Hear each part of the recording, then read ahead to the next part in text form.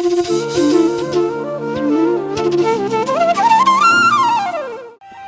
શ્રી કૃષ્ણ। આજે રવિવારની વહેલી સવારે અંત્રોલી પાંજરાપોળ મધુવન શેડમાં વૈષ્ણવ ગૌસેવા પરિવાર દ્વારા ખૂબ જ સરસ ગૌસેવા કરવામાં આવી।